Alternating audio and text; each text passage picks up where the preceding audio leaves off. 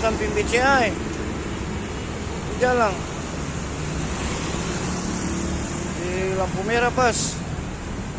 Gawat, angin tol kencang.